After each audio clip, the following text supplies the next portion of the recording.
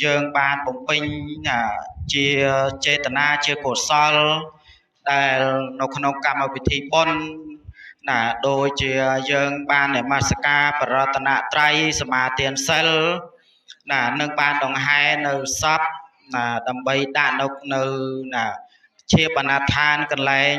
ដើម្បីនឹងរងចាំបូជាបង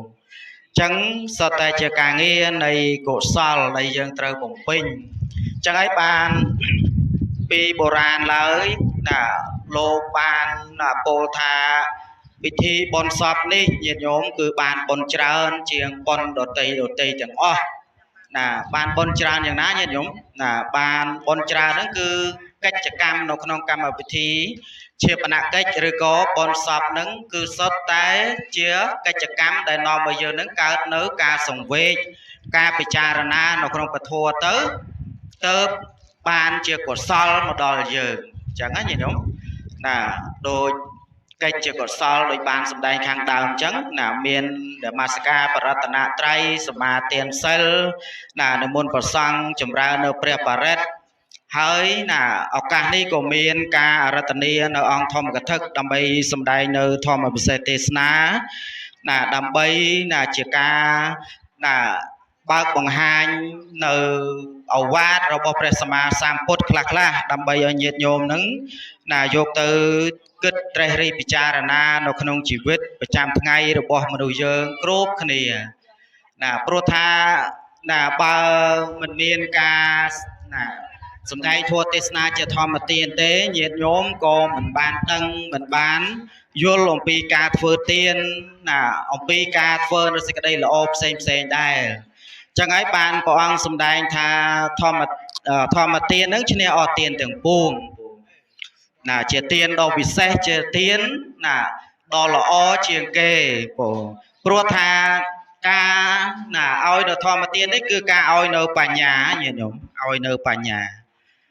ការបង្រៀនសិស្សលោកគ្រូអ្នកគ្រូបង្រៀនសិស្សនេះក៏ចាត់ចូលជាធម្មទានដែរការសម្ដែងធម៌ក៏ធម្មទានយើងបោះពុំនៅសៀវភៅគម្ពីរច្បាប់ផ្សេង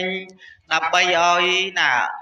អ្នកចំនួនក្រោយនឹងបានសិក្សារៀនសូត្រចេះដឹងទៅអាហ្នឹងក៏ចាត់ចូលជាធម្មទានដូចគ្នាមិនតើតែសម្ដែងធម៌ទៅថាជាធម្មទានណាញាតិញោមលោកគ្រូអ្នកគ្រូគាត់បង្រៀនសិស្សហ្នឹងក៏ជាធម្មទានដែរអញ្ចឹងការឲ្យនៅធម្មទានហ្នឹងគឺជាការឲ្យរបស់ដែលប្រសើរហើយកាលណាការឲ្យនៅបញ្ញាហ្នឹងមានបញ្ញាចេះដឹងយល់ត្រូវនៅក្នុងសមាធិគឺយើងប្រព្រឹត្តប្រតិបត្តិធ្វើនៅសេចក្តីល្អផ្សេងមានការធ្វើទានរក្សាសិលហ្នឹងទៅត្រូវទៅតាមលំអានរបស់ព្រះសម្មាសម្ពុទ្ធដែលព្រះអង្គបានត្រាស់សម្ដែងហើយយ៉ាងមួយវិញទៀតសូមលើកយកអំពីពាក្យថាសង្ខារញាតិញោមណាពាក្យថាសង្ខារយើងធ្លាប់ឮរាល់គ្នាគ្រប់គ្នាអ្នកខ្លះក៏ធ្លាប់ពោលដែរពាក្យថាសង្ខារនៅពេលដែលមានមនុស្សដែលស្លាប់ក្រុមគ្រួសារញាតិដែលបានបាត់បង់ជីវិតទៅញាតិញោមតែងតែថាគាត់រលត់នៅសង្ខារអស់នៅសង្ខារអញ្ចឹងទៅញាតិញោមណាញាតិញោមធ្លាប់ពោលទេសាធ្លាប់ឮធ្លាប់ពោលហើយពាក្យថាសង្ខារហ្នឹងជាភាសាបាលីប្រែមកថាការប្រជុំតាក់តែងបងការប្រជុំតាក់តែងហើយសង្ខារនេះទៀតសោតគឺមានពីរញាតិញោមណាភាសាបាលីលោកហៅថាទី1ហ្នឹងឧបាទនកៈសង្ខារគឺសង្ខារដែលមានចិត្តវិញ្ញាណគ្រប់គ្រងសំដៅទៅដល់មនុស្សសត្វមិនថាសត្វទឹកនៅក្នុងទឹកសត្វជើង2ជើង3ជើង4នេះទេឲ្យតែសត្វដែលមានជីវិតនឹងចាត់ចូលជាឧបាទនកៈសង្ខារជាសង្ខារដែលមានចិត្តនិងវិញ្ញាណគ្រប់គ្រងដែលជាឧបាទនកៈសង្ខារសង្ខារទី2គឺអឧបាទនកៈសង្ខារអឧបាទនកៈសង្ខារនេះគឺសង្ខារដែលមិនមានវិញ្ញាណនិងចិត្តគ្រប់គ្រងទេបានដល់ផ្ទះសំបែងកុដិសាលាវិហារម៉ូតូឡានអីហ្នឹងពូដែលមានការប្រជុំតាក់តែងឲ្យកើតឡើងហើយប៉ុន្តែមិនមានចិត្តវិញ្ញាណនឹងគ្រប់គ្រងជ្រកអាស្រ័យទេ dạng na mình song khaទាំងពីរហ្នឹងនៅលើលោកយើងហ្នឹងមានសង្ខារទាំងពីរហ្នឹងគឺស្ថិតនៅក្រោមនៃការវិនិច្ឆ័យទៅវិញជាធម្មតាណាទាំងសង្ខារដែលមានវិញ្ញាណនិងសង្ខារដែលអត់វិញ្ញាណហ្នឹងគឺសុទ្ធតែវិនិច្ឆ័យទៅវិញទាំងអស់វាខុសប្លែកត្រង់ថាពេលវេលាយូរនឹងឆាប់តែប៉ុណ្្នឹងទេអញ្ចឹងហើយបានមនុស្សយើងហ្នឹងញាតិញោមបើយើងសិក្សាអំពីពធនៅក្នុងព្រះអភិធម្មដែលព្រះសម្មាសម្ពុទ្ធជាបរមគ្រូទ្រង់បានសម្ដែងវែងញែកអំពីរូបរាងកាយនិងជីវិតរបស់មនុស្សយើងញាតិញោមមានបើយើងបង្រួមដោយសង្ខេបទៅគឺមានតែនាមធម៌និងរូបធម៌ទេញាតិញោមអើដាច់ភ្លើងហ្នឹង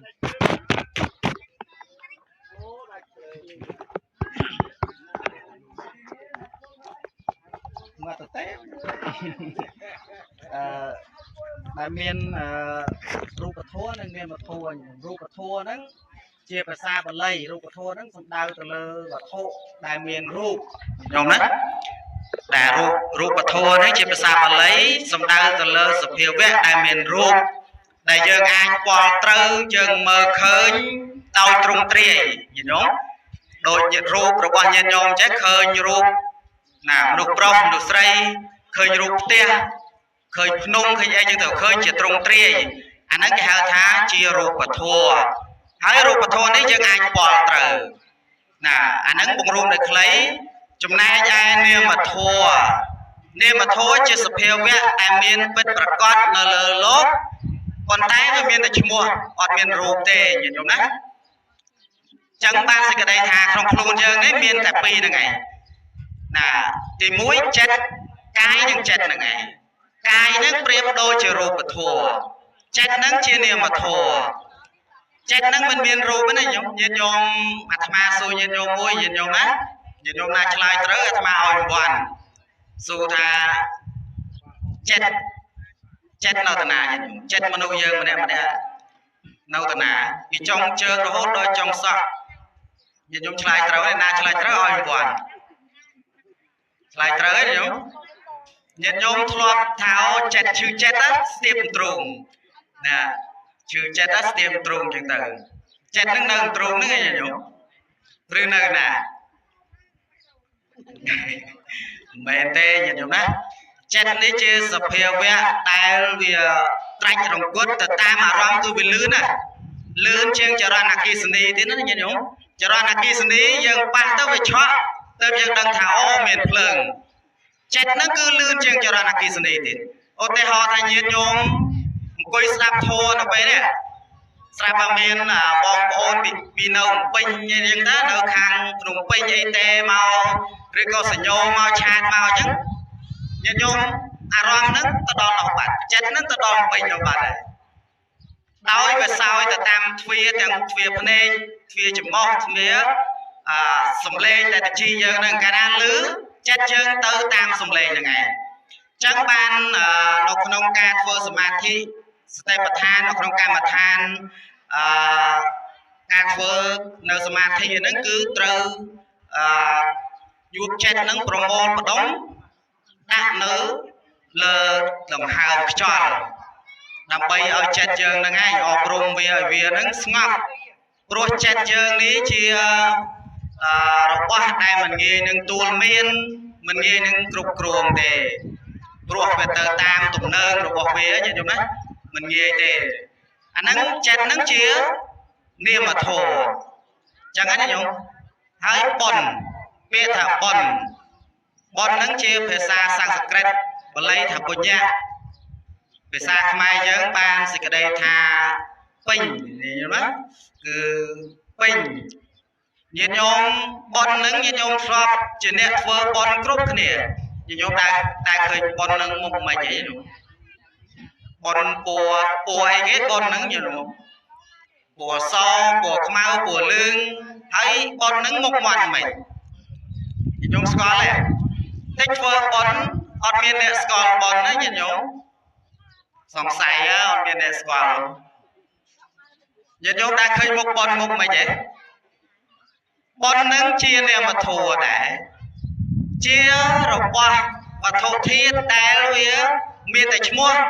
មិនមានរូបទេចឹងហើយបានប៉ុននឹងវាកើតអាស្រ័យជាមួយនឹងចិត្តរបស់យើងដែលរបស់ដែលមិនមានរូបដូចគ្នាយល់ណាគឺវាកើតនៅក្នុងចិត្តយើងហ្នឹងឯងជាប់នៅក្នុងចិត្តរបស់យើងណាដោយការយើងជ្រះថ្លាធ្វើនៅប៉ុនអីសេចក្តីល្អផ្សេងហ្នឹងគឺវានៅលើចិត្តរបស់យើងចឹងហ្នឹងញោមចឹងបានសួរថាប៉ុននឹងមុខមិនអត់ស្គាល់ព្រោះប៉ុនហ្នឹងវាមិនមានរូបទេចឹងបើមិនមានរូបចុះបើញាតិញោមខ្លះគាត់ធ្វើប៉ុន100 200តុកហើយមានពិធីការធំដុំដាក់រោងធំចឹងទៅអាហ្នឹងគេហៅប៉ុនធំហីញាតិញោមច្រើនតែឃើញរោងធំចឹងថាប៉ុនធំហ៎ណាញាតិញោមមែនទេញាតិញោមបើយើងសិក្សាឲ្យយល់មិនមែនប៉ុនធំទេណាញាតិញោមជួនកាលដាក់រោងធំហ្នឹងប៉ុនមិនបានស្មើនឹងគេរាប់បានប្រសង់មកព្រឹកហ្នឹងបាយតែមួយវែកពីរវែកផងប៉ុនហ្នឹងហេតុអីអាហ្នឹងគេហៅថាកម្មវិធីប៉ុនធំញាតិញោមណាកម្មវិធីប៉ុនធំព្រោះប៉ុនវាមិនមានរូបទេហើយអាមានរូបយើងឃើញទ្រង់ទ្រាយដាក់ច្រើនតុករោងធំហ្នឹងគឺជាពិធីប៉ុនដែលធំមិនមែនប៉ុនធំទេចុះឧទាហរណ៍ថាធ្វើប៉ុនធំអញ្ចឹងស្រាប់ដាក់ប៉ះរំអីទៅកាប់ចាក់គ្នាស្លាប់អីចឹងទៅអាហ្នឹងប៉ុនធំអីញោមមានតែប៉ុនធំដែរវាកើតទៅបាបវិញទៀតអញ្ចឹងណាញោមវាមិនមែនអាស្រ័យទៅលើរោងធំទេណាអាស្រ័យទៅលើចិត្តរបស់យើងហើយយើងធ្វើទៅតាមធនធានរបស់យើងទៅប៉ុនហ្នឹងវាធំចឹងណាញោមតែច្រឡំថាឃើញរោងធំថាប៉ុនធំទៀតហ្នឹងមកហើយណាប៉ុនហ្នឹងគឺវានៅក្នុងចិត្តរបស់យើងនឹងគ្រប់គ្នាដែលជានាមធម៌រូបធម៌និងនាមធម៌មួយវិញទៀតនៅលើលោកយើងនេះគឺមានសច្ចៈពីរដែរញោមណាសច្ចៈវាថាសច្ចៈទី1គឺបរមត្តសច្ចៈទី2សមតិសច្ចៈបរមត្តសច្ចៈហ្នឹងបានសេចក្តីថាជាសច្ចៈដែលវាមិនវិបលាស់ជាសច្ចៈដែលវា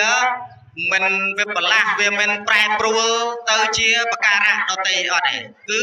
វានៅធាតុដើមចឹងរបស់វាចឹងឧទាហរណ៍ដូចមនុស្សយើងម្នាក់សុទ្ធតែមានធាតុទាំង4នៅក្នុងខ្លួនទាំងអស់មែនទេញោមទឹកដីភ្លើងខ្យល់ញោមណាអានឹងចាត់ចូលជាបរមត្តសច្ចៈបរមត្តសច្ចៈឧទាហរណ៍ថាបរមត្តសច្ចៈហ្នឹងប្រៀបដូចជាទឹកភ្លើងខ្យល់និងដីចឹងឬក៏វត្ថុធាតុដើមដែលញាតិញោមនឹងធ្វើនំចឹងទៅឧទាហរណ៍ញាតិញោមដូចញាតិញោមធ្វើនំមានអីមានទឹកមានកឬក៏ម្សៅ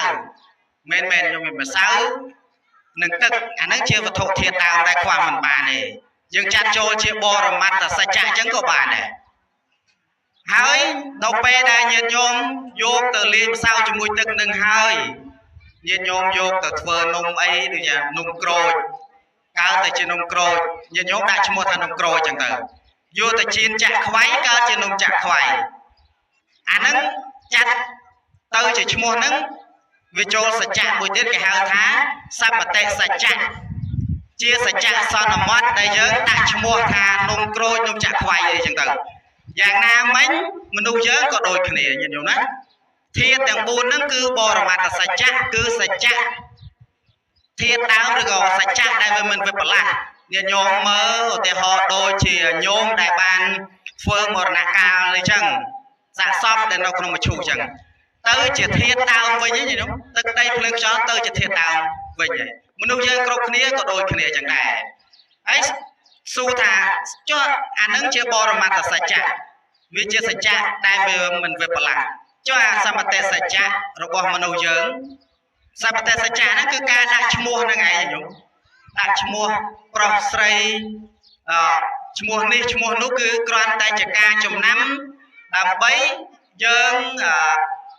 ទំនាក់ទំនងគ្នាស្រួលទៅទេឈ្មោះនេះឈ្មោះនោះប្រុសស្រីចឹងទៅប៉ុន្តែបើនៅក្នុងព្រះធម៌ព្រះអង្គសម្ដែងញោម nó không luôn rồi bao giờ nè của ông về nhẹ rồi bao na đây về riêu chìa thì họ là riêu chìa đó của ông chặt mà lại của ông lại một hai chữ thiệt tức nó không luôn dân miền này miền tức một tức ngoan ấy xem cho đào nâng rồi bao này riêu hết chìa như thế nâng nhìn đâu đó anh ấy cái hàng thá của ông chặt cho một cọng thá chữ thiệt tức mà cọng tiền nó không luôn rồi bao nuôi dân rồi bao na đại rừng miền đôi chỉ sọt thông minh chẳng cả cho spay say nâng ông chặt đặt mà còng thà nâng chỉ thiệt đầy nhìn đúng đấy thiệt đầy mùi vinh tiết và thâu thiết tại ai thưa ơi mà nút cùng ra đáy cùng ra trơn hàng mòn thì dây ban nhìn nhục đang ta mà đâu dân hàng mòn dây bán đào từ một bán để xài ấy đúng đằng ấy nhìn nhục đang khơi nhà ấy SK của tưa cái này cái cài đây á nhìn nhục đang thà nắng về lớn tay cài đây bán để xài để xài ấy đúng đằng ấy bà miền đôi mà đâu dân chẳng mẹ nè của ông chặt tha rồi qua đèn ai thưa ơi mà đâu dân nứng hàng món để dễ đau từ một cái cõi lưng tay thua cay tập can nắng cứ chỉ thiệt cho nhìn nhau đang khơi nhé mình nuôi đâu bây là đánh cho tới mà mau vì máu rừng bật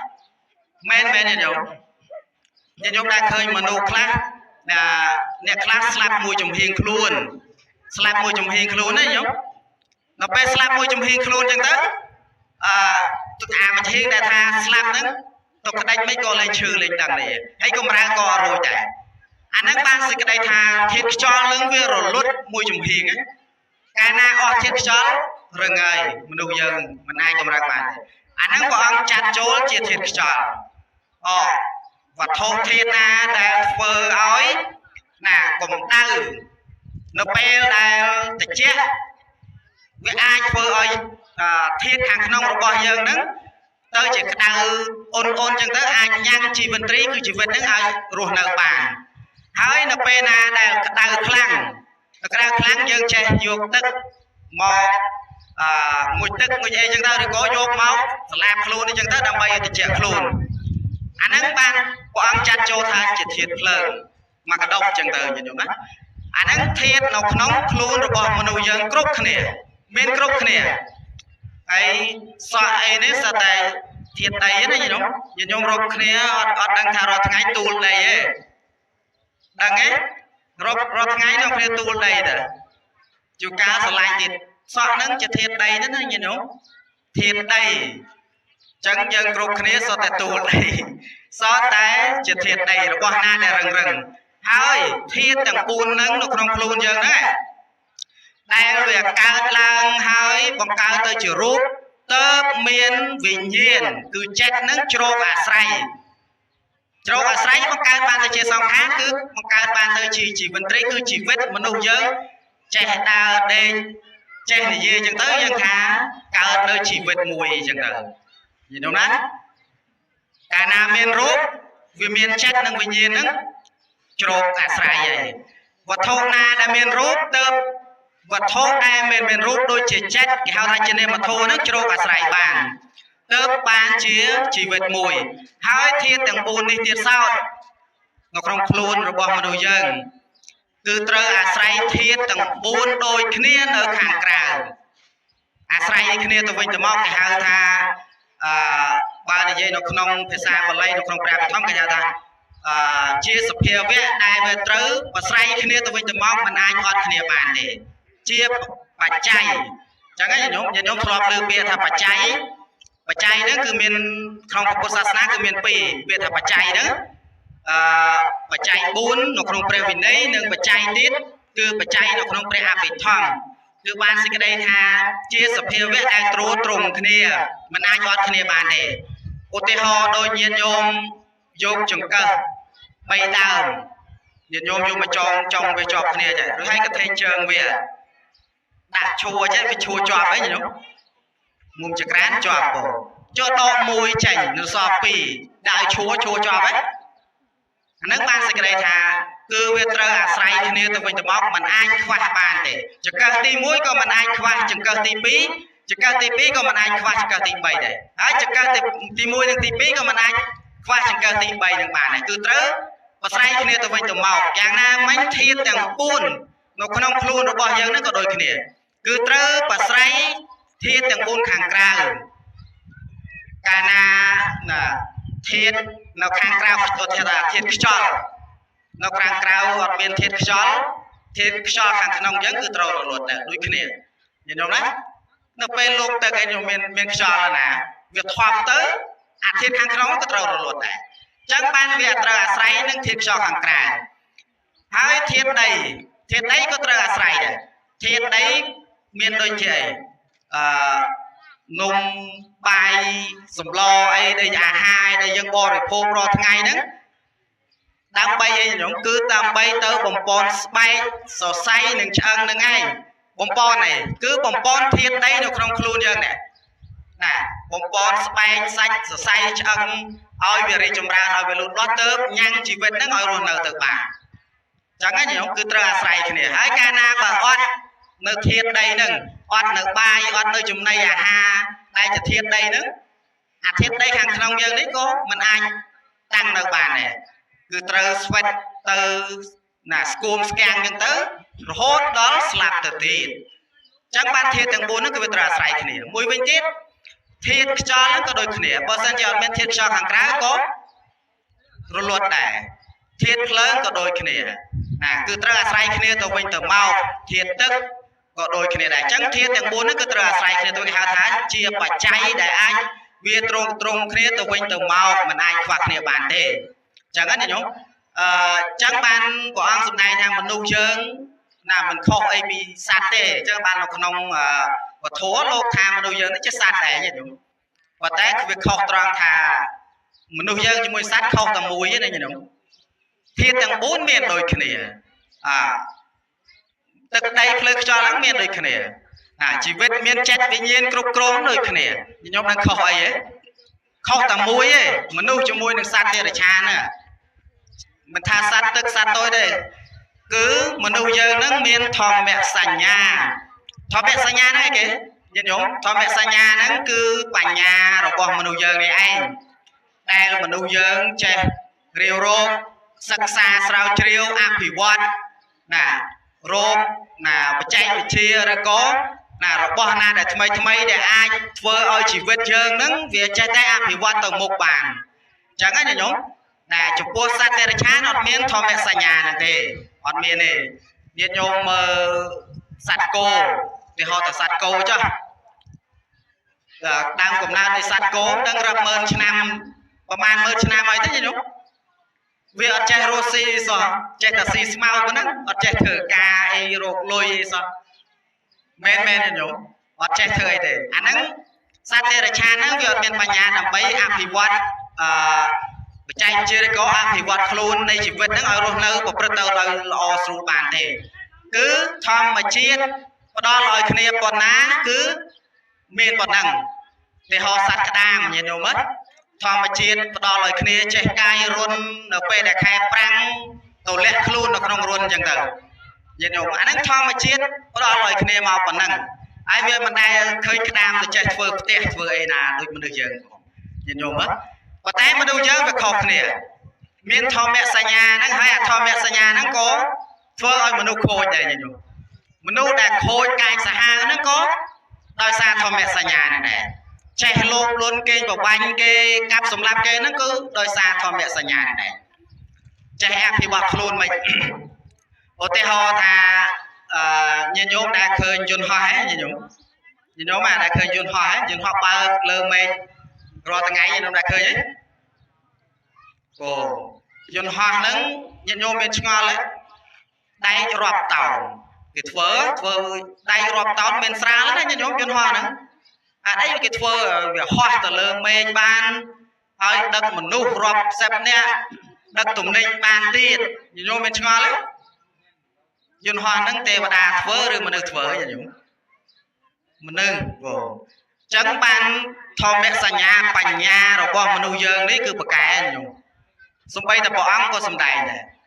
ទេវតាអត់ដល់យើងទេណាញាតិញោមអត់ដល់មនុស្សយើងទេចឹងបានព្រះអង្គសម្ដែងថាការកើតជាមនុស្សនេះគឺជាការក្រគឺជាការកម្រគឺបុណ្យច្រើនណាស់ទើបកើត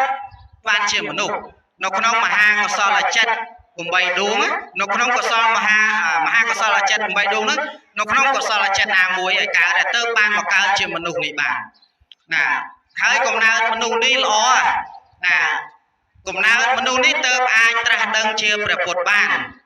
ណាទេវតាមិនអាចត្រាស់ដឹងជាព្រះពុទ្ធបានមិនអាចប្រតិបត្តិនៅព្រហ្មចរិយធម៌ឲ្យដូចមនុស្សយើងបានទេហើយណាបញ្ញាហ្នឹងគឺជាការសំខាន់ធម្មសញ្ញាហ្នឹងគឺការអភិវឌ្ឍនឹងឯងណាហើយម្យ៉ាងមួយវិញទៀតចឹងហើយបានយើងត្រូវការពធហ្នឹងយកមកសិក្សាហើយណាដើម្បីយើងប្រតិបត្តិនៅក្នុងជីវិតប្រចាំថ្ងៃពិចារណានឹងឯងណាធម៌របស់ព្រះអង្គហ្នឹងគឺដូចជាវិទ្យាសាស្ត្រចឹងណាយើងសិក្សាទៅដល់ពេលដែលយើងសិក្សាអំពីវិទ្យាសាស្ត្រពួកលោកខាងលិចគឺដើរតាមក្រោយពាក្យអវាទរបស់ព្រះសម្មាសម្ពុទ្ធទាំងអស់ណាដូចណាព្រះអង្គសម្ដែងមករាប់ពាន់ឆ្នាំហើយញោមណា2000ឆ្នាំជាងហើយគឺណាពួកវិទ្យាសាស្ត្រហ្នឹងដើរតាមក្រោយព្រះអង្គរកឃើញនៅធម្មធាតុទាំងឡាយដែលនៅលើលោកយើងហ្នឹងគឺព្រះអង្គសម្ដែងខ្ទេចខ្ទីញោមណាអញ្ចឹងហើយបានណាដូចយើងបច្ចុប្បន្នចឹងអំពីការអប់រំទូមានចិត្តនេះគឺមានតែពុទ្ធសាសនាទេដែលព្រះអង្គសម្ដែងមុនគេសម្ដែងអំពីសភាវៈដែលយើងអាចអប់រំទូមានចិត្តឲ្យយើងនឹងណាចូលនៅក្នុងចិត្តជាកុសលទៅបានហេតុអីបានចាំបាច់អប់រំទូមានចិត្តសិក្សាឲ្យយល់ណាអំពីកុសលព្រោះចិត្តយើងនេះញាតិញោមកើតត្រឹមតែមួយខណៈទេញាតិញោមចិត្តយើងជ្រះថ្លាទេថាញាតិញោមជ្រះថ្លាមានបាយទឹកនំចំណីឬក៏ជូននៅថាវិការចំពោះអ្នកមានគុណឪពុកម្ដាយរបស់ញាតិញោមអញ្ចឹងពេលខែបុណ្យភ្ជុំចូលឆ្នាំអីនៅពេលហ្នឹងញាតិញោមចិត្តរបស់ញាតិញោមមើលចិត្តខ្លួនឯងចិត្តរបស់ញាតិញោមចង់បានអីពីគាត់មកវិញហ៎នៅពេលហ្នឹងញាតិញោមមានចង់បានអីពីគាត់វិញមិនយកបាយមកស្រាក់ទៅជូនលុយ100000ប្រាប់ពុកម៉ែទីស្នាមក្រោយនោះកុំឲ្យណាទុកឲ្យខ្ញុំអាហ្នឹងគេហៅហត់ទឹកសង្លង្កាហើយមិនគិតចឹងដែរញោមពាក្យច្រើនមិនគិតចឹងទេព្រោះអាត្មាក៏ជាកូនរបស់គេដែរគេថាធ្លាប់មានឪពុកម្ដាយយើងធ្លាប់ជូននឹងពេលហ្នឹងញោមចិត្តយើងហ្នឹងគឺអត់ចង់បានអីពីគាត់ទេអាហ្នឹងនៅពេលហ្នឹងញាតិញោមគឺចិត្តជាមហាកុសលដ៏ធំធេងញាតិញោមសម្លឹងមើលចិត្តខ្លួនឯងអាពេលហ្នឹងហើយយកមកសិក្សាស្វែងយល់បប្រតិបត្តិនៅពេលដែលយើងធ្វើទានជាមួយព្រះសង្ឃអីយើងមើលចិត្តយើងតែត្រង់ហ្នឹងទាញវាមកពិចារណាចិត្តហ្នឹងចិត្តជាកុសលខ្លាំងណាស់ញោមគឺយើងជូនគាត់ហ្នឹងដោយមិនចង់បានអីទេគឺគ្រាន់ឲ្យគាត់ហ្នឹងណារស់នៅបានសុខសប្បាយណាគឺយើងឲ្យដោយការដឹងគុណគឺការបូជាគុណចំពោះគាត់ប៉ុណ្ណឹងឯងអាពេលហ្នឹងគឺចិត្តជាមហាកុសលមួយខណៈហើយចិត្តជាមហាកុសលហ្នឹងមិនកើតមួយថ្ងៃពេញឬក៏មួយខែពេញឬក៏មួយឆ្នាំពេញឬមួយជីវិតទេណាញាតិញោមមែនទេញាតិញោមយកបាយទឹកទៅជូនឪពុកម្ដាយហ្នឹងជ្រះថ្លាថាការដឹងគុណកើតមកកណះចិត្តជាមហាកុសលរួចដល់មកផ្ទះវិញឃើញកូនធ្វើខុសជេរបចោអកុសលចិត្តវិញបាត់ចឹងណាញោមវាកើតត្រឹមតែមួយខណៈចិត្តទេប៉ុន្តែវាកើតញឹកដូចថាវាល្អិតណាចិត្តរបស់មនុស្សយើងវាល្អិតដល់ពេលដែលវាល្អិតចឹងទៅយើងមិនបានសិក្សាពិចារណាយើងគិតថាចិត្តរបស់យើងនឹងកើតតាំងពីយើងកើតមកទៅដល់ថ្ងៃយើងស្លាប់ទៅវារលត់មែនទេចិត្តរបស់មនុស្សយើងនឹងគឺរលត់គ្រប់ខណៈវាជាសភាវៈដែលការរលត់ចឹងនៅលើโลกនេះគឺសភាវៈដែលការរលត់ទាំងអស់គ្មានអីដែលថាថិតថេរជារកាលជាប់នៅបានទេកើត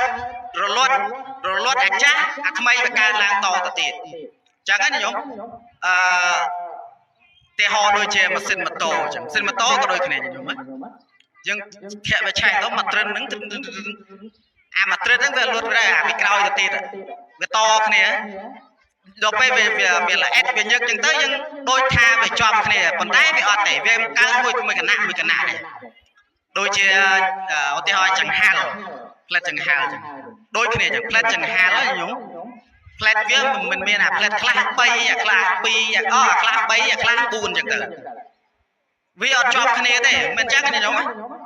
ប៉ុន្តែដល់ពេលដែលវាវិលយើងមើលទៅដូចជាប់គ្នាអញ្ចឹងមើលទៅមូលដូចជាប់គ្នាអាហ្នឹងដល់ពេលវាញាប់យ៉ាងណាមិញចិត្តរបស់យើងនេះក៏ដូចគ្នាដែរវាកើតខណៈញាប់អញ្ចឹងទៅយើងគិតថាវាមិនកើតក៏ប៉ុន្តែព្រះអង្គសម្ដែងថាគឺកើតរលត់គ្រប់ខណៈញាតិញោមគ្រប់គ្នាម្សិលមិញស្លាប់បាត់ហើយម្សិលមិញថ្ងៃនេះថ្មីណាញាតិញោមថ្មីទេញាតិញោមអាចទៅរកញាតិញោមខ្លួនឯងពីម្សិលមិញបានណាញាតិញោមទៅរកឃើញទេគឺវាស្លាប់បាត់ហើយវាកើតរលត់បាត់ហើយចឹងហើយបានសភាវៈដែលកើតរលត់យ៉ាងណាមិញអាយុជីវិតរបស់យើងគឺវាកើតរលត់គ្រប់ខណៈអានេះគេថាខណៈល្អិតចឹងណាញោមចឹងហើយបានពាក្យថាសង្ខារនេះលើកឡើងបន្តិចដើម្បីបកស្រាយដូចគ្រូអាចារ្យធ្លាប់លើប្រសងសូត្រដែរឲ្យតអ្នកធ្លាប់បួសសតចេះឲ្យធូរហ្នឹងញោមអនិច្ចាវតសង្ខារាឧបាទវិជ្ជធម្មិណោបច្ចេត្វានិរោចន្តិទេសង្វូបសមោសុខោគ្រូអាចារ្យធូរហ្នឹងប្រែមកថាសង្ខារធัวទាំងឡាយមិនទៀងមែនពិតមានកិរិយាកើតឡើងហើយនឹងវិនិច្ឆ័យទៅវិញជាធម្មតាលុះតែរលត់នៅសង្ខារទាំងឡាយនោះហើយទៅបាននៅសេចក្តីសុខគ្រប់យ៉ាងនៅក្នុងធัวហ្នឹងខ្ញុំជាពាក្យរបស់ព្រះសម្មាសម្ពុទ្ធប៉ុន្តែអ្នកដែលសូត្រចេះតែសូត្រទៅណាញោមឲ្យវែងញែកធัวហ្នឹងភាកតិចដែលវែងញែកចេញមកពាក្យមកគាថាហ្នឹងញោមជ្រៅពាក្យហ្នឹងនៅក្នុងព្រះអភិធម្មជ្រៅមិនព្រះអង្គសម្ដែងថាសង្ខារទាំងឡាយមិនទៀងមែនពិតមានកិរិយាកើតឡើងហើយនឹងវិនិច្ឆ័យទៅវិញជាធម្មតាលុះតែរលត់នៅសង្ខារទាំងឡាយនោះហើយទើបបាននៅសេចក្តីសុខគ្រប់យ៉ាងប៉ុន្តែយើងគ្រប់គ្នាភាគច្រើនយល់ច្រឡំថាដល់ពេលដែលមានអ្នកដែលស្លាប់គឺថាសង្ឃគាត់រលត់សង្ខារហើយគាត់បានសុខហើយចឹងហើយខ្ញុំគិតថារលត់សង្ខារហើយបានសុខហើយយកអាធម៌ហ្នឹងឯងថាកាលណាសង្ខាររលត់ទៅបានសេចក្តីសុខគ្រប់យ៉ាងយើងយកទៅប្រើនៅក្នុងហ្នឹងគឺអត់ត្រូវទេហេតុអីមនុស្សយើងស្លាប់ទៅហើយគឺត្រូវតែកើតទៀតយល់ណានៅក្នុងអភិធម្មលោកសំដែងមួយផ្ទាត់ដៃហ្នឹងនៅពេលដែលចិត្តដាច់ខ្យល់គឺមានគេហៅថាអារម្មណ៍3គឺនិមិត្តឲ្យឃើញចំពោះអ្នកដែលចិត្តនឹងស្លាប់ហ្នឹងទី1គឺកម្មទី2កម្មនិមិត្តទី3កតនិមិត្តអាកតនិមិត្តនេះគឺចុងក្រោយគេដែរគឺអាកម្មនិមិត្តកម្មនិមិត្តកតនិមិត្តហ្នឹងមិនមែនអ្វីក្រៅអំពីកម្មពីអតីតដែលយើងបានសាងទេបើយើងសាងល្អអាកម្មនិមិត្តកម្មនិមិត្តកតនិមិត្តហ្នឹងវានិមិត្តឲ្យយើងឃើញកន្លែងល្អឧទាហរណ៍ថាញាតិញោមធ្វើជាកុសលច្រើនអប់រំទូមានចិត្តបានច្រើននៅពេលដែលញាតិញោមចិត្តស្លាប់និមិត្តហ្នឹងឲ្យឃើញកតនិមិត្តឲ្យឃើញដូចឧទាហរណ៍មានទេវតានាំរាជរដ្ឋអីចឹងទៅមកទទួលញាតិញោមមានប្រាសាទអីចឹងទៅស្រាប់ពេលចិត្តស្លាប់នឹកឃើញប្រាសាទនឹកឃើញព្រះអង្គអីចឹងទៅនឹកឃើញគុណបរតនត្រ័យចឹងទៅនៅពេលដែលញាតិញោមដាច់ខ្យល់ប៉ិតអានៅពេលខណៈគេហៅថាសន្និជីវ័នចិត្តចុតិបដិសន្ធិហ្នឹងលោកសំដែងថាមកផ្ទាត់ដៃហ្នឹងផ្ទាត់ដៃហ្នឹងដាច់ខ្យល់ប៉ាត់ហ្នឹងទៅកើតទៀតបាត់ហើយអត់មានវិញ្ញាណណាមកកវីកវល់ខ្វាយខ្វល់កូនចៅថាកូនចៅយករូបអញនឹងទៅដុតឬក៏យករូបអញទៅកប់មិនមែនទេណាខ្ញុំអាហ្នឹងវាលើជំនឿដែលយើងជឿទេប៉ុន្តែនៅក្នុងព្រះធម៌លោកសំដែងច្បាស់ណាស់ចុតិហ្នឹងគឺការស្លាប់បដិសន្ធិថ្មីហ្នឹងគឺរលត់ឯនេះទៅកើតឯនោះទេបាទហើយសួរថារលត់ឯនេះទៅកើតឯនោះបើយើងនិយាយទៅប្រៀបដូចជាដូរសម្បកនៃរូបរាងកាយបើសត្វពស់វិញដូចជាសោកសំណោកចោលទៅយករូបថ្មីប៉ុណ្ណឹងឯងចឹងណាញោមហើយសួរថានៅពេលដែលទៅកើតរូបថ្មីទៀតផុតទុកឯងញោមកាលណាកើតព្រះអង្គសម្ដែងថាការកើតហ្នឹងក៏ជាហេតុនាំឲ្យកើតទុកកើតណាញោមការកើតហ្នឹងនាំឲ្យកើតទុកហេតុអីកាលណាមានការកើតមានចរិយាមានព្យាធិមានទឹកនោមផ្អែមទឹកនោមប្រៃលើឈាមចឹងទៅអាហ្នឹងជាហេតុនាំឲ្យកើតទុកបបាក់រោគស៊ីចិញ្ចឹមជីវិតអីចឹងទៀតទៅណាដោយទំនុកបំរុងនៅខណ្ឌបញ្ចកៈគឺខណ្ឌ5ដែលជាភារៈរបស់យើងនេះ chẳng ấy nhung chẳng ấy ban chúng nói nâng dương vô prao bê thà ca song kha rồi luật từ ban sẽ cái đây sọc rụp giang nâng cứ luôn sầm đau từ lơ pre à hoan là trung và rẽ nỉ piên từ ban sẽ cái đây sọc rụp giang ấy nuôi dưỡng làm ấy cao tiết miền rộng tiết miền rồi luật hột ban sẽ cái đây sọc rụp giang này to té lên miền cao từ ban sẽ cái đây sọc rụp giang nhìn đâu đấy pre sama samput pre à hoanទាំងឡាយដែលលោកពលទៅព្រះនិព្វានលែងមានជាតិកំណើតតែកាលណាមិនមានជាតិកំណើតមិនមានជាតិទុកមិនមានចរិយាទុកមិនមានទឹកនោមផ្អែមមិនមានអីទេគឺរលត់ឈឹងទៅចាត់ចូលនៅក្នុងគាថាហ្នឹងឲ្យលោកសំដៅទៅដល់ហ្នឹងទេដល់យើងយកគាថាហ្នឹងយកមកប្រើយកមកអះអាងថាពេលមនុស្សស្លាប់ទៅផុតទុកមិនមែនផុតទុកទេណាយីនោះកាលណាមានកើតទៀតនៅក្នុងវិលវត្តសង្សារហ្នឹងគឺកើតស្លាប់វាវិលកាលណាមានកើតមានទុកណាកាលណាមានទុកចរិយាទុកជាទីទុកមរណៈទុកស្លាប់ហើយកើតទៀតហើយសួរថាធ្វើម៉េចញោមទៅឲ្យកើតព្រះអង្គសម្ដែងថាព្រះនិព្វានជាឋានបរមសុខញាតិញោមចង់ទៅព្រះនិព្វានទេញាតិញោមគ្រប់គ្នាចង់ទៅទេប៉ុន្តែឃើញធ្វើបុណ្យឃើញថាសូមឲ្យដល់ព្រះនិព្វានដល់សូធัวសម្បត្តិឧទាហរណ៍ថាសម្បត្តិ3សម្បត្តិមនុស្សសម្បត្តិទេវតាសម្បត្តិព្រះនិព្វានញាតិញោមចង់បានសម្បត្តិណាជាងគេញាតិញោមណាអ្នកខ្លះថាទៅសម្បត្តិនិព្វានអត់ថានិព្វានអត់មានអីមិនមានស្រាវផឹកអត់មានអីញាតិញោមណាញាតិញោមចង់បានសម្បត្តិណាបើញាតិញោមចង់បានសម្បត្តិទេវតាតើតែញាតិញោមនឹងស្លាប់សិនបាត់បង់ជីវិតសិនធ្វើមរណកាលសិនទៅបុណ្យគ្រប់ចឹងទៅបានទៅកើតជាទេវតាបានសម្បត្តិទេវតាបានសម្បត្តិមនុស្សក៏ដូចគ្នាបើយើងចង់បានសម្បត្តិមនុស្សតទៀតតើយើងស្លាប់សិនប៉ុន្តែសម្បត្តិព្រះនិព្វាននេះញាតិញោមកុំច្រឡំថាតើតែស្លាប់ទៅបានដល់ព្រះនិព្វានណាភាគច្រើនញាតិញោមគិតចឹងគិតថាតើតែស្លាប់ទៅដល់និព្វានព្រោះឃើញព្រះអង្គព្រះនិព្វានព្រះអង្គបានបើត្រូវនិព្វានហ្នឹងមិនមែនព្រះអង្គតតែព្រះអង្គរំលត់ខណ្ឌនិព្វានទេណាញាតិញោមនិព្វានមាន2ព្រះអង្គគេហៅនិព្វានធាតុហ្នឹងគឺរំលត់នៅធាតុរំលត់នៅខណ្ឌព្រះអង្គនិព្វានចុងក្រោយប៉ុន្តែនិព្វាននោះមួយនោះស្មាផ្លេចបាត់ទៅភាសាបាលីនិព្វានហ្នឹងគឺព្រះអង្គពលត្រូវនៅពេលដែលព្រះអង្គនឹងឯងត្រាស់ដឹងនៅអនុត្តរសម្មាសម្ពោធិញ្ញាណឃើញនៅសច្ចធម៌ឃើញនៅធម៌ច្បាស់បានត្រាស់ជាពុទ្ធព្រះអង្គពលត្រូវនិព្វានព្រះអរហន្តទាំងឡាយក៏ដូចគ្នាអញ្ចឹងបានសេចក្តីថាព្រះនិព្វាននេះបើកាលណាញាតិញោមសិក្សាទៅដើរតាមណាអថង្គិកមៈប្រកបដោយអង្គ8ប្រការដែលជាមេគាប្រតិបត្តិទៅព្រះនិព្វានហ្នឹងអថង្គិកមៈអង្គ8ហ្នឹងព្រះអង្គថាជាផ្លូវឲ្យយើងប្រតិបត្តិទៅណាហើយបើយើងទៅដល់និព្វានហើយយើងមិនសប្បាយយើងមកវិញបានណាញាតិញោមព្រោះយើងដល់និព្វានហ្នឹងយើងមិនទាន់ស្លាប់ទេប៉ុន្តែចង់ទៅកើតទេវតាតើស្លាប់សិនទៅឲ្យបានមកវិញណាញាតិញោមអញ្ចឹងកុំច្រឡំនិព្វានហ្នឹងមិនមែនថាស្លាប់ទៅដល់ទេនិព្វានអញ្ចឹងបានធัวដែលព្រះសម្មាសម្ពុទ្ធជាបរមគ្រូសម្ដែងហ្នឹងអស្ចារ្យណាញាតិញោមបើយើងសិក្សាឲ្យកាន់តែយល់កាន់តែជ្រះថ្លាក្រៃលែងពុទ្ធសាសនាហ្នឹងដូចជាកំណប់ដែលយើងជីកយកកំណប់ហ្នឹងយកមកមិនចេះអស់ទេញោមឲ្យតែស្រាវជ្រាវជីកយកមកអនុវត្តយើងនិយាយថាយកមកសិក្សានៅក្នុងគម្ពីរបត្រៃបៃដកហ្នឹងបើតែបើខុសពីគម្ពីរបត្រៃបៃដកតាមសភើគម្ពីរផ្សេងជួនកាលអ្នកប្រាជ្ញបណ្ឌិតយើងលោកចងក្រងបន្ថែមទេពាក្យខ្លះមិនមែនជាពាក្យរបស់ព្រះសម្មាសម្ពុទ្ធដែរប៉ុន្តែញាតិញោមខ្លះដែលមិនបានសិក្សាមិនបានយល់គឺថានឹងឯងជាពាក្យរបស់ព្រះសម្មាសម្ពុទ្ធដោយយល់អញ្ចឹងទៅប៉ុន្តែពាក្យខ្លះមិនមែនទេញាតិញោមណាឧទាហរណ៍មួយអាត្មាធ្លាប់មើលគម្ពីរបត្រៃបិដកប៉ះគម្ពីរបត្រៃបិដកលេខ52នៅក្នុងត្រៃសារណគមញាតិញោមតែយើងសូត្រពុទ្ធាំងសារណង្កច្ឆាមិធម្មំសារណង្កច្ឆាមិ ទុតិយមតតិយមអីហ្នឹងគេហៅថាជាត្រៃសរណគម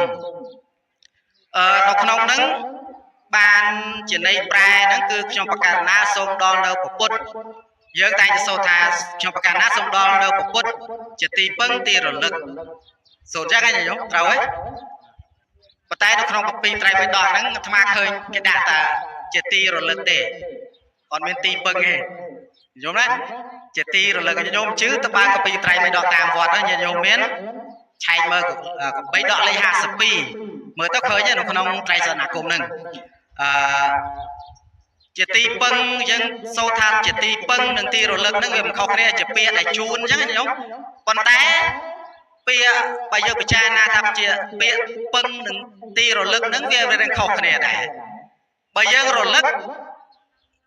ទៅដល់គុណអាហ្នឹងត្រូវរលឹកទៅដល់គុណរបស់ព្រះសម្មាសម្ពុទ្ធដូចយើងនឹករលឹកទៅដល់គុណមេដាបេដាយើងដែលគាត់ស្លាប់ទៅហើយយើងរួចហើយយើងនឹកឃើញគាត់គុណរបស់គាត់យើងទៅធ្វើទានជាមួយអ្នកមានសិលអីទៅយើងធ្វើតែកណ្ដាលទានឧទ្ទិសជូនទៅគាត់ធ្វើសេចក្តីល្អអញ្ចឹងឬក៏យើងសែនបាយឲ្យមកថាអីចឹងទៅដើម្បីនឹកទៅដល់គុណរបស់គាត់ប៉ុន្តែសែនអញ្ចឹងអត់បានទៅដល់គាត់ទេប៉ុន្តែយើងអ្នកធ្វើបានព្រោះយើង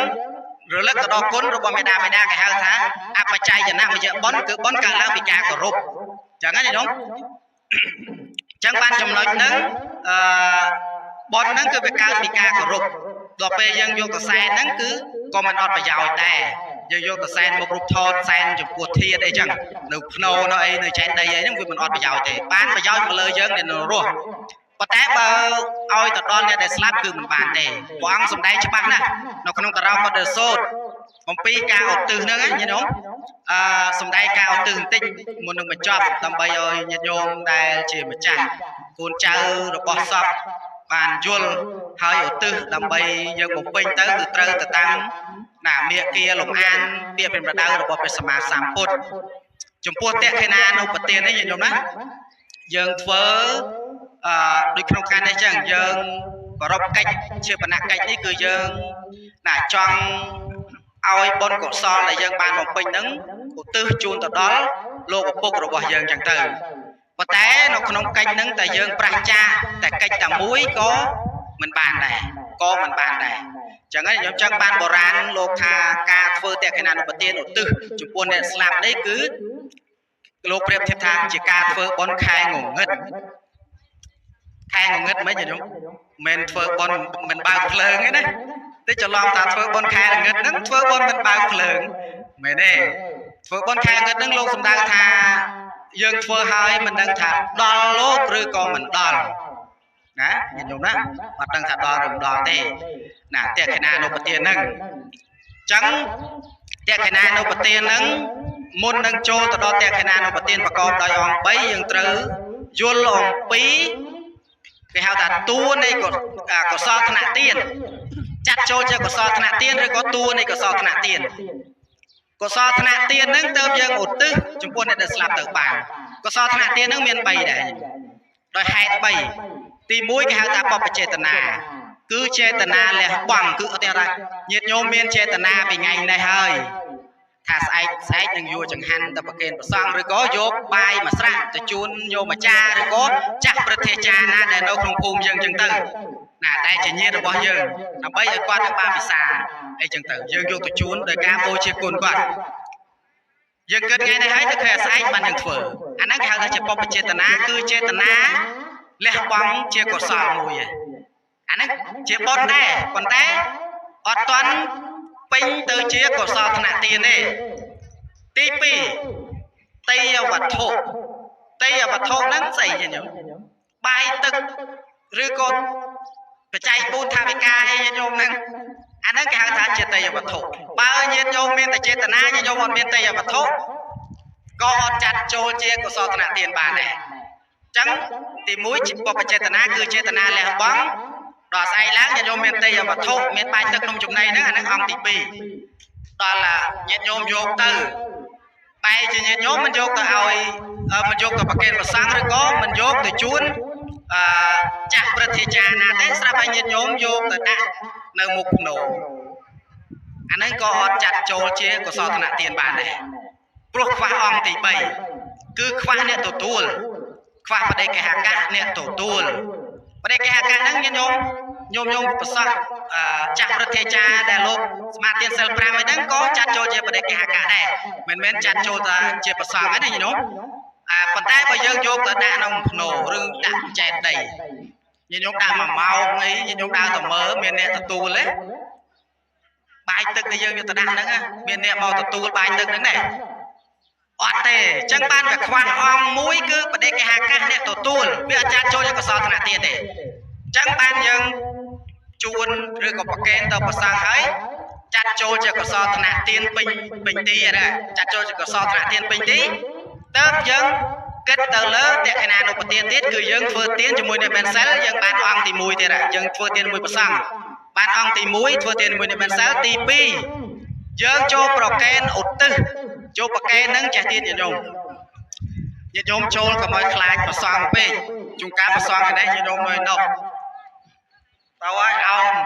អានឹងប្រសងលោកត្រូវទោសញាតិញោមណាហើយកាលណាប្រសងលោកត្រូវទោសបុណ្យញាតិញោមហ្នឹងក៏វាអត់ល្អដែរមិនញាតិញោមចូលគីកុំឲ្យខ្លាចអីញោមប្រសងនឹងដូចជាកូនណាញាតិញោមណាខ្លាចអីចូលមកគីអញ្ចឹងទៅគេហៅថាត្រូវហត្ថបទរបស់សង្ឃទៅញាតិញោមលើកប្រកេនមកយ៉ាងហ្នឹងញាតិញោមក៏បានបុណ្យច្រើនលោកក៏មិនត្រូវទោសណាបានបុណ្យច្រើនទៅតាមព្រះវិន័យអញ្ចឹងណាញាតិញោមអញ្ចឹងបានកិច្ចយើងធ្វើហ្នឹងយើងត្រូវបំពេញកិច្ចដែលសំខាន់គឺជាពាក្យរបស់ព្រះសម្មាសម្ពុទ្ធទ្រង់បង្រៀនកិច្ចសំខាន់ក្នុងតក្កណានុបទានហ្នឹងគឺមានតែ3ហ្នឹងទេដែលព្រះអង្គបានសម្ដែងទី1ញាតិញោមត្រូវធ្វើទានជាមួយនឹងម្សិលយើងសម្ដៅដល់ព្រះសង្ឃឬក៏ញាតិញោមដែលជាអ្នកសមាទិសិល5សិល8ហ្នឹងទី2ញាតិញោមត្រូវបង្អោនចិត្តឧទ្ទិសជូនចំពោះញាតិញាតិញោមណាបង្អោនចិត្តឧទ្ទិសហ្នឹងញាតិញោមត្រូវរលឹកផ្ដោតចិត្តបង្អោនណាញាតិញោមដូចលោកសំដែងនៅក្នុងពុទ្ធសភាសិទ្ធថាមនោពពាំងកមេធម្មាមនោសេថាមនោមេយាមនិសាចេបតុថេនៈវាសតេវាក្រោតេវាអីជាដើមធัวទាំងឡាយហ្នឹងមានចិត្តជាប្រធានណាមានចិត្តជាធំសម្រេចបានអំពីចិត្តកាលណាបើចិត្តនឹងជ្រះថ្លាជាកុសលហើយកិច្ចការងារដែលយើងធ្វើហ្នឹងក៏ល្អដែរជាកុសលគឺយើងធ្វើអញ្ចឹងបានការឧទ្ទិសហ្នឹងគឺយើងត្រូវបង្អោនចិត្តហើយយើងពោលទៅតាមគ្រូអាចារ្យបង្អោនចិត្តពោលទៅអាហ្នឹងយើងអស់ពិធីយើងហើយកិច្ចទី2ត្រឹម2ហ្នឹងទេដែលយើងជាអ្នកនៅរស់ដែលជាកូនជាចៅហើយអាអង្គទី3ហ្នឹងទៅលើអ្នកដែលស្លាប់ទៅហើយទេអាហ្នឹងវាចូលលក្ខណៈថាអត្តាហេអត្តណោអ្នកថោឲ្យខ្លួនទីពឹងខ្លួនបើអ្នកស្លាប់ហ្នឹងគាត់មិនចេះត្រេកអរអនុមោទនានៅអង្គទី3ហ្នឹងទេក៏មិនបានដែរមិនបានទេញាតិញោមណាអញ្ចឹងបានលោកថាការធ្វើតក្កណានុបទានការឧទ្ទិសទានចំពោះអ្នកដែលស្លាប់ហ្នឹងគឺជាការធ្វើបុណ្យខែងងឹតហើយការធ្វើបុណ្យខែភ្លឺនិងធ្វើបុណ្យខែងងឹតហ្នឹងលោកសរសើរណាជាងព្រះលោកសម្ដែងឲ្យយើងបង្រៀនឲ្យយើងធ្វើបុណ្យខែភ្លឺហ្នឹងឲ្យបានច្រើនញោមណាធ្វើបុណ្យខែភ្លឺមិនជាមួយញាតិញោមដែលនៅមានជីវិតទាំងអស់នេះទាំងអស់គ្នាគ្រប់គ្នានេះធ្វើសេចក្តីល្អដាក់គ្នាទៅវិញទៅមកញាតិញោមណាមានទឹកចិត្តមេត្តាចេះចែករំលែកគ្នាទៅវិញទៅមកអីចឹងទៅធ្វើតែសេចក្តីល្អចេះណាជួយទុក្ខរៈគ្នាអីអាហ្នឹងឯងដែលជាបុណ្យកុសលដែលជាការធ្វើបុណ្យខែភ្លឺឧទាហរណ៍ញាតិញោមទិញកាទៀវស្អីឡើងទិញកាទៀវមកជូនញោមចាស់ម្នាក់មួយចានសពុតម្នាក់មួយយកឃើញគាត់ភាសាក្នុងភ្នែកដាក់ទៅឃើញមួយចានទៅអស់ឡើយនៅកាទៀវហ្នឹងអាហ្នឹងមកថាធ្វើបុណ្យខែភ្លឺគឺយើងឃើញនឹងភ្នែកអីកាលណាយើងឃើញអញ្ចឹងគឺយើងសប្បាយចិត្តជ្រះថ្លាថាអូទានដែលយើងធ្វើហើយហ្នឹងគឺមិនអត់ផលទេអាចឲ្យគាត់នឹងបានពិសាឆ្ងាញ់ណាគាត់ឆ្អែតអញ្ចឹងទៅចិត្តយើងវាជ្រះថ្លាបុណ្យហ្នឹងគឺកើនឡើងទៅតាមនឹងទៀតអញ្ចឹងញោមយល់ទេទាំងច្រើនញោមដូចអត់មានឆ្លើយអត់មានយល់អីទេសោះញោមដល់ពេលអញ្ចឹងអត់ទៅមានទឹកចិត្តទេដែរញោមណាឆ្លើយខ្លះទៅញោមអាត្មាចិត្តតែឯងសួរហ្នឹងចង់ចែកញោមណាមួយបានការអធ្យាស្រ័យចេះបានការស្និទ្ធស្នាលជាមួយនឹងញាតិញោមហើយកាលណាសួរទៅញាតិញោមចេះតែតាមទៅពាក្យដែលអាត្មាបានសម្ដែងអញ្ចឹងទៅញាតិញោមសួរហើយកាលណាសួរមានការឆ្ងល់ទៅចេះ គឺយើងរៀនចឹងបើមិនចេះស៊ូគ្រូមិនចេះទេឆ្ងល់អីសួរបាទអញ្ចឹងបានដល់ពេលដែលខ្ញុំប្រកាន់អាត្មាភាពសម្ដែងធម៌តែចុងបញ្ចប់ហ្នឹងឲ្យញាតិញោមមានសំណួរអីសួរអីក៏សួរមកអាសំណួរណាចេះឆ្លើយសំណួរណាមិនចេះពាក្យសិនញាតិញោមអញ្ចឹងបានវាមានការស្និទ្ធស្នាលចំពោះញាតិញោមនិងធម្មកថាកុំឲ្យដូចយើងកាន់ទម្លាប់ពីបុរាណណាញាតិញោមទេសនាពេលល្ងាចអីចឹងទៅពេលបុណ្យទានហើយពីដើមតាមសិក្សាមើលទៅលោកទេសនាពេលយប់ប្រលប់អីចឹងលោកដាក់ផ្លិតបាំងណាដាក់ផ្លិតបាំងទេសនាលោកដាក់ផ្លិតបាំងហើយញាតិញោមអង្គុយចឹងទៅហើយសម័យហ្នឹងគេដាក់វីដេអូហ្នឹងញាតិញោមដាក់វីដេអូសិនភ្លើងតាមវត្តណាលោកទេសនាលោកឡើងលើក្រេទៅដល់បាំងផ្លិតបានចិត្តតារធម្មាវត្តថន្តុឯណានិយាយតែឯងទៅប៉យដល់ចុងបញ្ចប់អាយ៉ាងសង្ខេពេលអ្នកសមិតាពធទេសនាក៏សន្មតទៅជាប់ប៉ុណ្ណឹងឯងទេបាទបើផ្លែតមកសល់ម្នាក់ញាតិញោមណាអាហ្នឹងទម្លាប់តែទេតែឯងនិយាយតែឯងបានអស់វិញញាតិញោមមកគ្នាទៅមើលវីដេអូនោះទៅមើលរឿងចិនរឿងគ្រាថៃណាអស់បើតាមមកឃើញម្នាក់លោកថាបានតែមួយហ្នឹងក៏អស់ចិត្តដែរបានតែមួយក៏យល់ដែរតែយល់នឹងថាnhững cái đàn nó chạm lên rồi đấy mấy cái nào đây hiểu đó anh nó không lo của anh giờ đây ai đâu những nó vô không mình vô làm thì tam đây cũng lo đâu mình vô mình đâu bằng ngày gì mà anh thì con người ta đặt mua nó như không nữa thì muốn này thua na đây mà con chết anh thì con nó cứ nhau rồi chết thua na để cho hai người rất là chết thì anh thì con đang mà không đặt thua nữa hai anh thì con nó vô mà mình toàn phải chuyên cao bàn thế anh thì con nó cao nay dùng bàn luôn bàn bên là này bàn đầu tiên dùng bàn rồi này anh thì con phải cao bàn thua thì cả mình trong bàn anh thì con phải cao bàn thua nó cũng hẳn rồi chạy xù đúng không xù cho tới dùng vào lấy xù thôi mà cái thân ba cái xù ấy dùng ra dùng xù này xù ấy xù đây là không có xù với chết lại vậy cái tụi lúa đây lúa lại thì cái tụi lúa đẹp này lại là trên mà mắt cho coi như vậy lại đây là lại bây giờ nó trên về sẽ xem cho mày có chăm tạm tò mình chẳng hạn như vậy thì giống chưa nên tụi lúa ấy ai chú bán này nữa đó và nên tụi nó lại thế còn phần đang chắc còn lòng ta là chỗ room chỗ phòng tiên nó còn bốn triệu là cách để điมุនបញ្ចប់ក៏ទៅប្រម៉ែប្រមងក្នុងការមហាកុសលในការឡើងពីធម្មទាននិងអមិសទានក្នុងឱកាសវេលាព្រឹកនេះតែក៏សូមឧទ្ទិសជូនចំពោះញោមឈ្មោះអីគេញោមលឹមលៀងជូនចំពោះញោមលឹមលៀងដែលបានបែកកាយរំលែកខណ្ឌទៅកាន់លោកខាងមុខនាពេលថ្មីៗនេះបែកលោកណាតេtừ vô cầm nai và không ti là mình phòng khu của số ba pre là mô tê vô chừng này thì bọn nó có sao và nó cao với lên đi hai của số ba thì bọn nó có sao đi chui vô còn đang là vô đầu ban của cao và không là số có tên thốt nó không an và nó có sắp là bên tham khu của bộ dân trẻ áo là của tam thì đây phần hai rồi vào luôn được ban môi chừng này ban chia là bọn nó có sao chưa tại cây đồng bay rồi đồng đo thì sẽ đánh chốt nông nông viên và tập sản xa có cứ rèn để tiến làសម្រាប់យើងគ្រប់គ្នាបានជាបរិស័យឬដំណោះពីសេចក្តីសុខនឹងបានជាចំណែកបុណ្យកុសលដែលគ្រប់គ្នាស្មើគ្នានឹងសូមជូនពរញាតិញោមជាពុទ្ធបរិស័ទទាំងអស់ជួបប្រទេសនឹងពុទ្ធពរទាំងឡាយ4ប្រការជាយុវណៈសុខៈពលៈនិងរកទទួលទានមានបានគ្រប់ក្រុមគ្រួសារនឹងសុខចម្រើនអាយុវែងអាយ៉ាងសង្ឃេបិអ្នកសម្បតាពធទេសនាសកលមត្តចប់បណ្ឌិតអេវ៉ាន់